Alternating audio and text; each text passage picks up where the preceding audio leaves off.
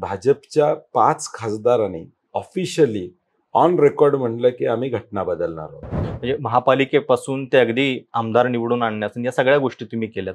तर या सगळ्या असताना मग राज्याची जबाबदारी जेव्हा स्वीकारायची वेळ येते तेव्हा काय असं कचरता काय? म्हणजे काँग्रेस मुक्तची भाषा या देशामध्ये एकेकाळी होत होती, महाराष्ट्रामध्ये ती हद्दपार का होत नाही? या राज्यामध्ये MPSCचा एवढा घोळ कधी झाला नव्हता एवढा या 2 वर्षामध्ये आपल्याला पाहायला मिळतो. पश्चिम महाराष्ट्रामध्ये भाजप फुगला कारण की राष्ट्रवादी आणि काँग्रेसमधले लोक गेले. भाजपनं जो काही प्रयत्न केला गेल्या काही दिवसांपासून ED CBI या माध्यमातून त्यांना जे नेते हवे आहेत त्या सगळ्या कॅटेगरीमध्ये तुम्ही बसता, असा प्रयत्न कधी नाही झाला? तसं काही झालं नाही कारण की माझी विचारधारा पक्की आहे, त्यांना माहित आहे. महाराष्ट्राच्या विधानसभेची निवडणूक आता अवघ्या काही दिवसांवरती आहे आणि लोकसभेमध्ये जो संविधान हा शब्द परवलीचा बनलेला होता तो राजकीय पटलावरती कायम ठेवण्यासाठीच्या हालचाली सुरू आहेत. कारण कोल्हापूरमध्ये संविधान सन्मान संमेलन जे आहे ते भरत आहे. राहुल गांधींच्या उपस्थितीत ते होत आहे आणि काँग्रेसचे कोल्हापुरातले नेते सतेज पाटील यांनी या संदर्भातल्या सगळ्या हालचाली केलेल्या आहेत. सोबतच एकीकडे छत्रपती शिवाजी महाराजांचा पुतळा ज्याचं उद्घाटन पंतप्रधान मोदींनी केलेलं होतं तो कोसळलेला असताना कोल्हापूरमध्ये राहुल गांधींच्या हस्ते एका पूर्णाकृती पुतळ्याचं अनावरण होत आहे आणि याच निमित्तानं आपण सतेज पाटील यांच्याशी गप्पा मारणार आहोत. विधानसभेची निवडणूक तोंडावरती आहे त्यामुळं बरेचसे प्रश्न आहेत. काँग्रेसच्या दृष्टीनं सुद्धा ज्या काही चर्चा आहेत त्या संदर्भात पण आपण त्यांना विचारणार आहोत. सतेज पाटील यांच्याबद्दल वारंवार चर्चा होती की ते क्षमता असून सुद्धा राज्याचं नेतृत्व का हाती घेत नाहीत. कोल्हापुरामध्ये जो काही पॅटर्न ते ठरवतात तो नंतर राज्यामध्ये सुद्धा रिप्लिकेट होतो. कारण आमचं ठरलंय या माध्यमातून एक प्रकारे महाविकास आघाडीचा एक छोटा प्रयोग त्यांनी 2019च्या निवडणुकीच्या आधीच केलेला होता जो नंतर सगळ्या राज्यानं स्वीकारला. त्यांच्यावरती असाही आरोप होतो की कोल्हापुरातले सगळे पक्ष जे आहेत ते सतेज पाटील चालवतात. आता काँग्रेस पक्षाची स्वतःच्या पक्षाची जबाबदारी मात्र ते का घेत नाहीत? इतक्या सगळ्या पक्षांचा अनुभव त्यांच्या हाती असताना हे सगळे प्रश्न आपण त्यांना विचारणार आहोत. सुरुवात करूयात संविधान सन्मान यात्रेपासून. काय दिसतंय की लोकसभेच्या वेळी एक प्रकारे खूप नॅरेटिव्ह संविधानाचं झालं आणि विरोधकांचा आरोप आहे, भाजपचं असं म्हणणं आहे की तुम्ही हे फेक नॅरेटिव्ह चालवलं. आता तुम्ही पुन्हा विधानसभेच्या वेळी संविधान सन्मान यात्रा करताय? नाही, लोकसभेच्या वेळी हे फेक नॅरेटिव्ह नव्हतं. भाजपच्या 5 खासदारांनी ऑफिशियली ऑन रेकॉर्ड म्हणलं की आम्ही घटना बदलणार आहोत आणि या संदर्भातली भाजपच्या कोर कमिटीमध्ये चर्चा झाली की घटना बदलण्यासंदर्भातली अनेक वक्तव्य झाली आणि तो विषय आमचे नेते राहुलजींनी लोकांच्यापर्यंत पोहोचवला. कारण की डॉक्टर बाबासाहेब आंबेडकरांनी दिलेली घटना आजपर्यंत देशाला पुढे घेऊन गेलेली आहे आणि म्हणून तो नरेटिव्ह नव्हती तर वास्तवता होती. ती वास्तवता आम्ही लोकांच्यापर्यंत घेऊन गेलो. आता सुद्धा ती वास्तवता त्यांनी कमी केलेली नाही. विधानसभेच्या निवडणुका या भाजपला का महत्वाच्या आहेत तर सत्ता ही राज्यामध्ये आणण्याबरोबर राज्यसभेमध्ये आपलं बहुमत मिळवणं आणि पुन्हा एकदा या घटनेला हात घालणं हे षडयंत्र आहे.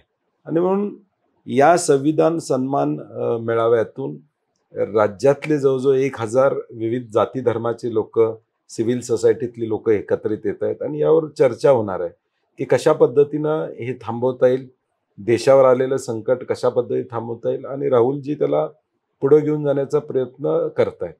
आणि दुसरं एक महत्व आहे कोल्हापूरचं, राजश्री शाहू महाराज यांची ही भूमी आहे. या भूमीनं आरक्षणाला खऱ्या अर्थानं सुरुवात पूर्वी केली. शिक्षणाचा अधिकार देण्याची भूमिका घेतली, 12 बलुतेदारांना एकत्रित करण्याचं काम केलं आणि म्हणून या भूमीतून हा सन्मान संमेलन होतंय हे अत्यंत महत्वाचं आहे. 2019च्या विधानसभा निवडणुकीच्या वेळी एक चर्चा खूप होती की गांधी परिवाराने इथं प्रचार केला नाही, नाहीतर कदाचित अजून जास्त जागा काँग्रेसच्या आल्या असत्या. यावेळी असं दिसतंय की निवडणूक सुरू होण्याच्या आधीच 2-3 महत्वाचे कार्यक्रम झालेत. पश्चिम महाराष्ट्रामधला हा त्यांचा दुसरा कार्यक्रम आहे सांगली पाठोपाठ. काय दिसतंय नेमकं? नाही, 19ला एक वेगळं वातावरण राज्यामध्ये होतं की प्रचंड काहीच होणार नाही अशा पद्धतीचं एक वातावरण होतं आणि त्याचा परिणाम कदाचित झाला असेल. परंतु त्यानंतर आपण बघत गेलो, महाविकास आघाडीचं सरकार आलं, उद्धव ठाकरे साहेबांच्या नेतृत्वाखाली पवार साहेब असतील, आदरणीय सोनियाजी असतील, कॉमन मिनिमम प्रोग्राम आपण तयार केला आणि लोकांच्यात एक विश्वासार्हता राज्यामध्ये मिळाली. त्याचा परिणाम लोकसभेमध्ये आम्ही पाहिला की काँग्रेसला घवघवीत असं यश मिळालं आणि खऱ्या अर्थानं महाराष्ट्र काँग्रेसची भूमी आहे हे राहुलजी अनेकदा बोलले. म्हणजे त्यांनी भाषणामध्ये अनेकदा सांगितलं, भारत जोडो यात्रामध्ये महाराष्ट्राची एंट्री आणि शेगावची सभा हे त्यांच्या मी लक्षात कधी राहिलं. विसरू शकणार नाही एवढं.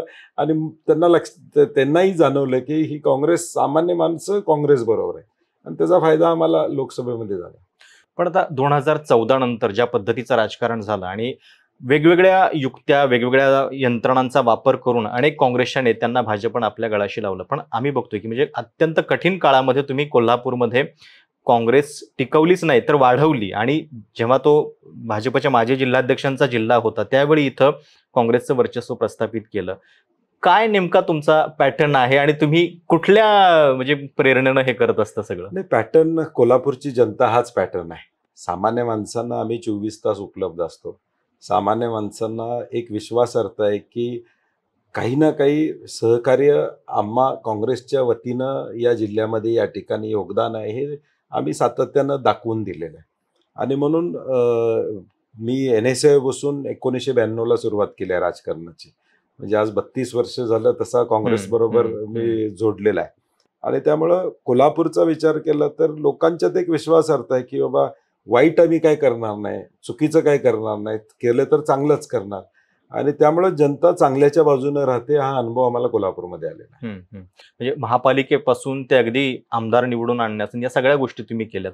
तर या सगळ्या असताना मग राज्याची जबाबदारी का जेव्हा स्वीकारायची वेळ येते तेव्हा काय असं कचरता काय? नाही, कचऱ्याचा विषय नाही. ज्यावेळी पक्ष सांगतो जबाबदारी घ्या त्यावेळी आम्ही जबाबदारी घेतो. अनेक जिल्ह्यामध्ये आम्हाला पक्षाच्या वतीनं पाठवलं जातं. रत्नागिरी असू दे, सिंधुदुर्ग असू दे, अनेक जिल्ह्यामध्ये मला ते जायला सांगतात. आता गटनेता म्हणून महाराष्ट्रभर आम्ही फिरलो. म्हणजे रमेश चेन्नितलाजी, नाना पटोलेजी, थोरात सेवा, विजय वडेट्टीवार, आम्ही सगळेजण फिरलो.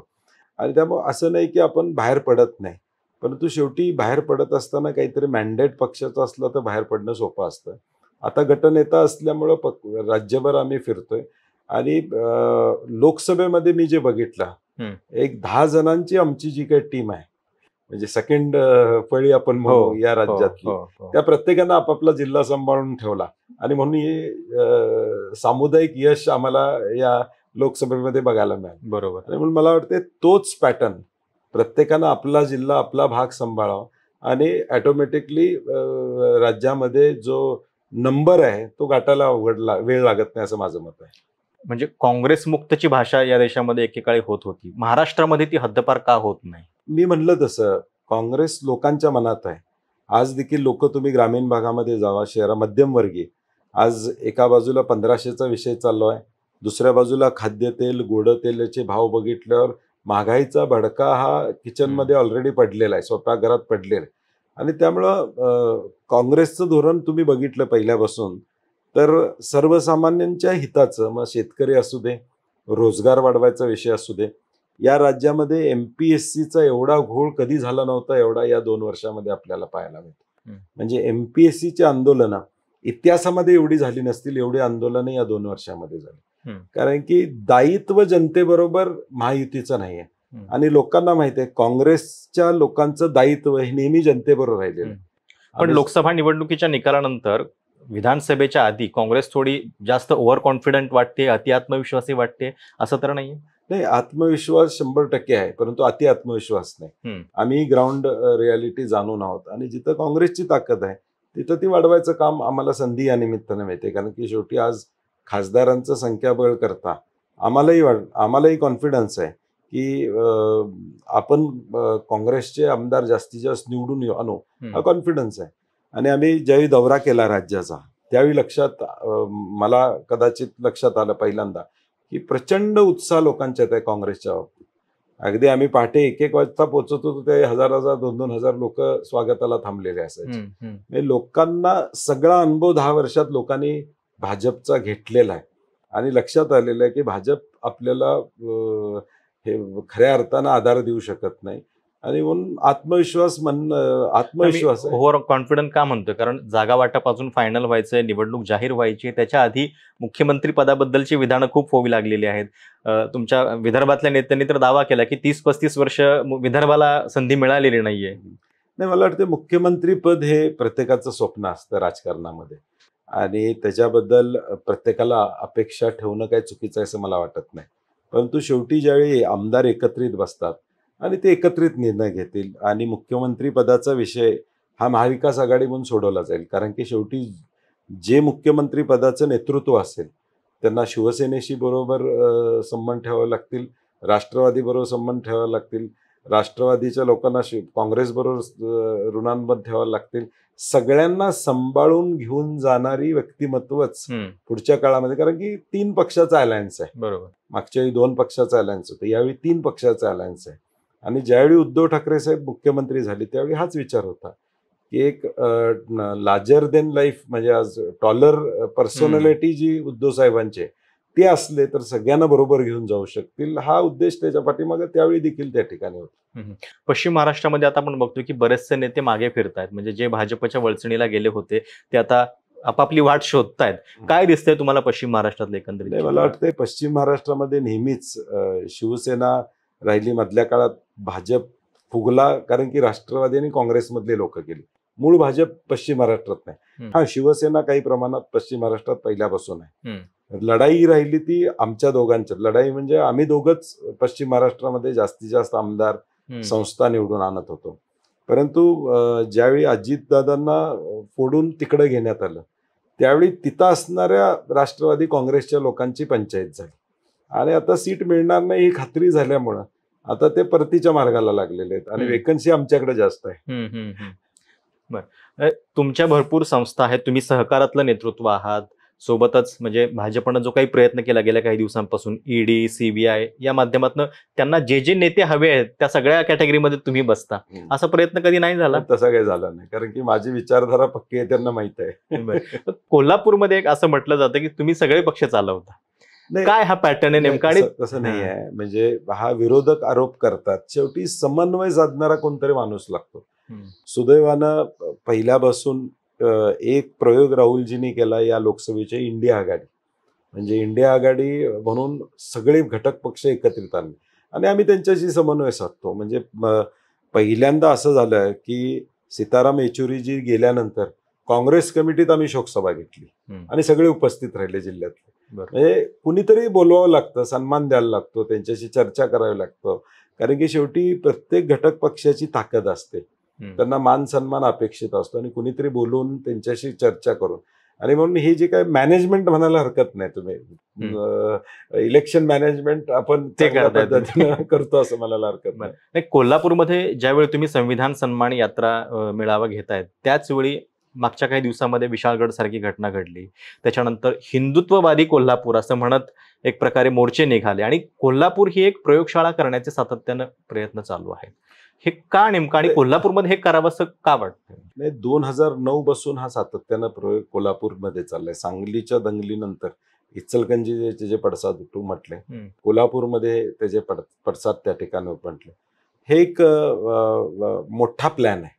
राजश्री शाहू महाराजांची भूमी आहे आणि हे भाजपचं जे काय प्लॅनिंग आहे ते 1 वर्ष 2 वर्ष नाही, 25 वर्षाचं इतिहास बदलायचं काम त्यांचं चालूच आहे. आता त्या पद्धतीनं एखादा जिल्हा पुरोगामी जिल्हा आहे त्या पद्धतीनं जातो आणि कोल्हापूर स्ट्रॉंग जिल्हा आहे, आर्थिकदृष्ट्या सक्षम असणारा जिल्हा आहे, वैचारिकदृष्ट्या सक्षम असणारा जिल्हा आहे. एखादी गोष्ट कोल्हापूरकरांनी ठरवली की ते मागं पडत नाहीत, मग त्याची किंमत किती मोजायला लागू दे त्यांना माहिती आहे. आणि म्हणून हे फ्युएल करता येते का हा प्रयत्न आहे. परंतु लोकांना लक्षात आलेलं आहे की या दंग्यातून नोकरी मिळत नाही, पोलिसांच्या चक्रा, कोर्टातल्या चक्रा माराव्या लागतात. आज जे दंग्यात आहेत त्यांना कोणच वाली नाही अशी वास्तवता आपण अनेकदा पाहायला त्या ठिकाणी, त्यांचे आयुष्य उद्ध्वस्त झालेले आहेत. नेत्यांची मुलं कुठे यामध्ये दिसत नाहीत, जे प्रोवोकिंग करतात त्या नेत्यांची मुलं कुठे यामध्ये दिसत नाहीत या सगळ्या गोष्टी करायला. आणि म्हणून ही कोल्हापूरची भूमी ही एका वेगळ्या वळणावर घेऊन जाण्याचा प्रयत्न त्यांचा सातत्याने आहे. लोकसभेलाही त्यांनी केलं, पण शेवटी लोकसभेला शाहू महाराजांनाच निवडून देण्याची भूमिका कोल्हापूरकरांनी घेतली. आणि म्हणून मला वाटते कोल्हापूरचं जो काय एक पॅटर्न आहे तो विकासाचा पॅटर्न आहे. चांगलं जो कोण करतो, चांगल्या गोष्टी पुढं कोण नेतो त्याच्या पाठीमागे राहण्याची भूमिका कोल्हापूरकरांची असते. निगेटिव्हिटी फार चालत नाही.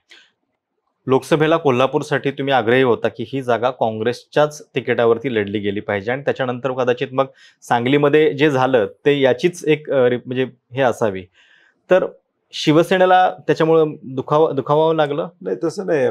माननीय आदरणीय उद्धव ठाकरे साहेबांची माझी यावर 2-3दा चर्चा झाली होती आणि मी त्यांना सगळं गणित समजावून सांगितलं होतं. ही काँग्रेसला जागा आली तर ती मला खेचून आणणं सोपं आहे. हम्म. कारण की चंदगड पासून एक गेल्या 5-10 वर्षामध्ये काँग्रेसचं चिन्ह नव्हतं, तिथं आम्ही निवडणुका लढवून काँग्रेसला ताकद दिली. जनसंवाद यात्रा नावाची एक यात्रा आम्ही कोल्हापूरमध्ये काढली. जवळजवळ 110 किलोमीटर मी जिल्हा चालून काढला आणि त्यामध्ये काँग्रेसला ताकद देण्याचं काम केलं, कार्यकर्त्यांची फळी निर्माण केली. आणि उद्धव साहेबांनी ग्राउंड रिपोर्ट घेतला आणि ते म्हणले तुझं बरोबर आहे की काँग्रेसला ही सीट लढलं तर शेवटी विनिबिलिटी हा विषय त्यामध्ये होता आणि म्हणून त्यांनी विधानसभेसाठी असे काही त्याचा आणि खास- सांगलीचा काही संबंध आहे असा अजिबात नाही. सांगलीचा विषय हा पूर्णपणे वेगळा होता.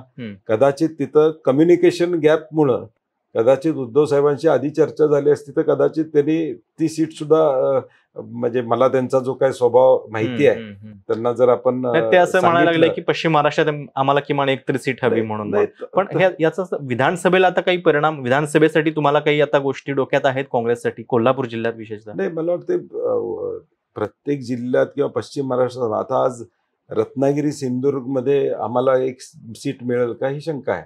म्हणजे अशा अनेक जिल्हे आहेत की जिथं आमची बरोबर. अडचण आहे. बीडमध्ये आता काहीच नाही, आम्ही एक सीट तिथं त्या ठिकाणी मागतोय. आणि म्हणून कोल्हापूरमध्ये सुद्धा आम्ही ग्राउंड रियालिटी बघून ज्याचं मतदारसंघामध्ये प्राबल्य आहे, विनिबिलिटी, कारण की शेवटी महाविकास आघाडीची सत्ता आली पाहिजे. काँग्रेसचे किती आले, शिवसेनेचे किती आले, राष्ट्रवादीचे किती आले, प्रत्येक पक्षाला वाटणार माझे जास्ती हवेत, त्याबद्दल दुमत नाही.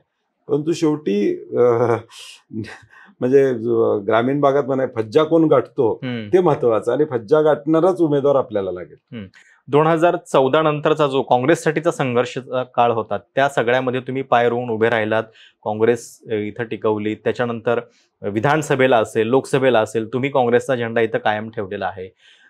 जेव्हा संधी येते तेव्हा राज्याचं नेतृत्व आता कधी करणार नेमके? कारण मंत्रिमंडळामध्ये पण आता अजित पवारांचं तर स्टेटमेंट होतं की आता तुमचं 50 पेक्षा जास्त वय झालं, कधीपर्यंत राज्यमंत्री? नाही, ते आता तो पक्षाचा विषय, मी त्याच्यावर प्रेमानच म्हणाले होते ते. वक्तव्य करणं संयुक्तिक आहे. निश्चितपणे शेवटी केलेलं काम पक्षामध्ये एक यंत्रणा आहे, केलेल्या कामाची जाणीव ते ठेवतात निश्चितपणे, याचा मला अनुभव आहे. आणि म्हणून पुढचं आता महाविकास आघाडी येईल त्यावेळी निश्चितपणे चांगली संधी, महाविकास आघाडीच येणार, महाविकास आघाडीच येणार, चांगली संधी मिळेल याची मला खात्री आहे. एक शेवटचा प्रश्न, आता महायुतीच्या बाजूनं लोकसभा निकालानंतर ज्या काही गोष्टी करण्याचा प्रयत्न आहे त्याच्यामध्ये लाडकी बहीण झालं, त्याच्यानंतर आता मराठीचा अभिजात दर्जा आहे, अजून बऱ्याच गोष्टी केल्या जातात, या सगळ्याचा कुठं परिणाम होताना दिसतोय तुम्हाला? लोकांना क्लिअर कट मेसेज गेलेला आहे, हे सगळं निवडणुकीसाठी चाललेलं आहे. निकाल 2024चा लागून किती दिवस झाले, मग मराठी बद्दल एवढं प्रेम होतं तर पहिल्या कॅबिनेटला निर्णय घ्यायचा होता, तो घेतला गेला नाही. निवडणुकीच्या तोंडावर तुम्ही त्या ठिकाणी घेताय. लाडक्या बहिणीबद्दल एवढं प्रेम होतं तर तुम्ही मुख्यमंत्रीची शपथ घेतली त्या दिवशी तुम्ही त्यांना ते द्यायला पाहिजे होतं. आणि म्हणून हा सगळा जो काय प्रयत्न चालू आहे महायुतीचा, हा निवडणुकीसाठी चालू आहे. हे नरेटिव्ह आता लोकांच्यात सेट झालेलं आहे. हे जे काय चाललेलं आहे ते एका हातानं देणे, दुसऱ्या हातानं काढून घेणे.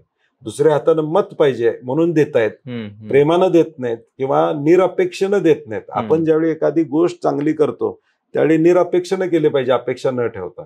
आणि म्हणून जर तुमची भावना चांगली असेल तर त्याच्यावर मत मागू नका. धन्यवाद आमच्याशी बातचीत केल्याबद्दल. आणि हे होते सतेज पाटील. कोल्हापूरमध्ये संविधान संमेलन आयोजित केलेलं आहे आणि या माध्यमातून लोकसभेच्या वेळी जे संविधानाची सगळी चर्चा होती ती पुन्हा एकदा राजकीय पटलावरती कायम राहावी हा त्यांचा प्रयत्न आहे. सोबतच विधानसभा निवडणुकीमध्ये महाविकास आघाडीचंच सरकार येईल, काँग्रेसमध्ये जे काही घडतं आहे त्या संदर्भात सुद्धा त्यांनी आपली मतं व्यक्त केली आणि राज्याचं नेतृत्व ते कधी करणार याची उत्सुकता आहे, त्याच्याबद्दल सुद्धा त्यांचं मत त्यांनी आपल्या मुलाखतीत सांगितलेलं आहे.